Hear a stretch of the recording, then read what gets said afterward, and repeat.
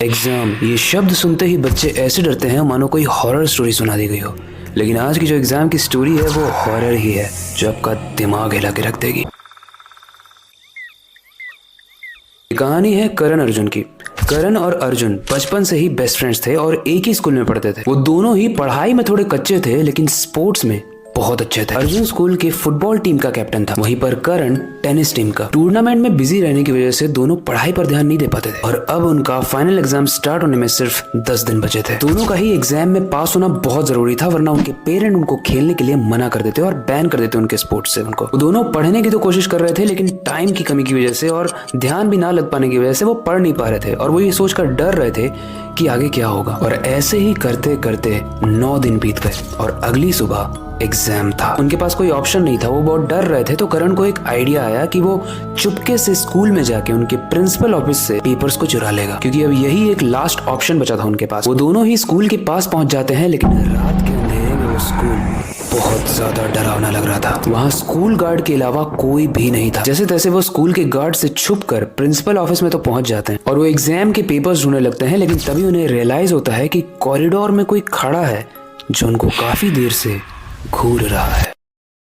करण ने यह बात अर्जुन को बताई, लेकिन अर्जुन ने जैसे ही उस तरफ देखा वहां पर कोई भी नहीं था। अब उन दोनों ने ही इस बात को इग्नोर किया, उन्हें लगा कोई मजाक कर रहा है और वो वापस से एग्जाम के पेपर्स को ढूंढने में लग गए। गाइस, तभी कुछ ऐसा होता है जिसे सुनने के बाद किसी के भी होश उड़ जाएं। अचानक सामने रखी अलमारी का दरवाजा खुद ब खुद खुल जाता है। ऐसे में करण अर्जुन एक दूसरे की तरफ देखते हैं और घबरा जाते हैं। तभी अर्जुन की नजर टेबल पर रखे पेपर पे जाती है और जैसे वो उस पेपर को उठाकर देखते हैं, वो उनके एग्जाम के पेपर्स थे। पेपर मिलते ही वो दोनों बहुत खुश हो जाते हैं और अभी उनके साथ जो भी हॉरर चीजें हुई वो उसे भूल जाते हैं। अभी अचानक से उस रूम के डोर पर एक नॉक की आवाज आती है और वो दोनों बहुत घबरा जाते हैं। उन्हें लगता है कि शायद गार्ड को पता चल गया और वो हमें ढूंढने के लिए आया, तो वो उसी टेबल के नीचे छुप जाते हैं। अब धीरे धीरे करके वो नॉक की आवाज तेज होने लगती है और इतनी तेज हो जाती है कि वो दोनों बहुत घबरा जाते हैं। लेकिन अचानक से वो आवाज बंद हो जाती है और धीरे से उस रूम का दरवाजा खुलता है, लेकिन दरवाजे के बाहर कोई भी नहीं था। वो तुरंत वहां से भागने की पूरी कोशिश करते हैं लेकिन उनका पैर फिसल जाता है और दोनों के दोनों गिर जाते हैं, जिसके कारण करण के नाक पर बहुत तेज चोट लगती है और उसके नाक से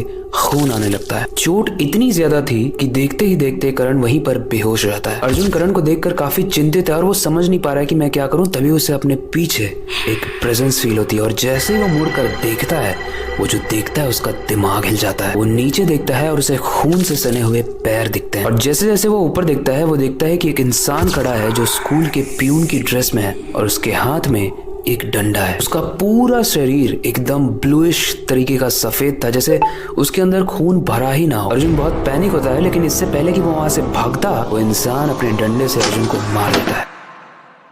अगले दिन एक स्कूल के गार्ड को अर्जुन और करण स्कूल के कॉरिडोर में बेहोश मिलते हैं। पूरे स्कूल में हाहाकार मच गया और एग्जाम भी कैंसिल हो गया और अर्जुन को उस दिन शाम को होश आया और उनसे जब पूछा गया कि तुम इतनी रात में प्रिंसिपल ऑफिस में क्या कर रहे थे, तो अर्जुन ने वो पूरी कहानी भूत वाली बताई। लेकिन प्रिंसिपल ने बात को काटते हुए ही बोला कि तुम झूठ बोल रहे हो, यहाँ कोई भूत नहीं है और तुमने जो किया है उसकी सजा तुम दोनों को मिलेगी। इसके बाद करण और अर्जुन को फेल कर दिया गया और क्लास को रिपीट करने के लिए कहा गया। करण और अर्जुन ने ये बात अपने स्कूल में और टीचर्स को भी बताई, लेकिन कोई भी उनकी बात पर ट्रस्ट नहीं कर रहा था। फिर एक दिन उस स्कूल के गार्ड ने करण और अर्जुन को बताया कि 20 साल पहले यहाँ पर एक गार्ड ने एक हैवी लोन ना चुका पाने की वजह से स्कूल में सुसाइड कर लिया था। उसने यहाँ के प्रिंसिपल से हेल्प मांगी थी कि मेरे लोन को चुकाने में प्लीज मेरी हेल्प करो, लेकिन प्रिंसिपल इतना ज्यादा जिद्दी और घमंडी था कि उसने मना कर दिया, जिसकी वजह से उस गार्ड की जान चली गई और आज भी वो प्रिंसिपल ऑफिस में रात में भटकता है।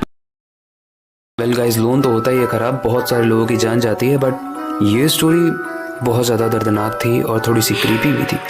वेल, आपका क्या फीडबैक है इस स्टोरी को रिलेटेड? कोई भी फीडबैक हो आप कमेंट सेक्शन में ज़रूर बताना। नेक्स्ट स्टोरी से रिलेटेड कोई सजेशन हो तो वो भी आप कमेंट सेक्शन में एज ए टॉपिक लिख सकते हो, क्योंकि मैं सारे ही कमेंट्स को आजकल पढ़ता हूँ। वेल, ये कहानी तो यहीं तक थी, लेकिन नेक्स्ट स्टोरी आपका दिमाग फाड़ के रख देगी। तो अब चलते हैं उस स्टोरी को रिकॉर्ड करने से पहले और इस कहानी को ख़त्म करते हैं। लेकिन ख़त्म करने से पहले मैं बस एक ही चीज़ कहूँगा अंत में, जो हमेशा कहता हूँ, अपनी क्यूरियोसिटी को डाई मत होने देना, नई चीजें सीखते रहना, अपने बेड के नीचे और खिड़की के बाहर जरूर देख लेना। इस बार तो अपने रूम में ही देख लेना, कहीं वो मरा हुआ गार्ड तो नहीं घूम रहा है। मिलते हैं अगली वीडियो में।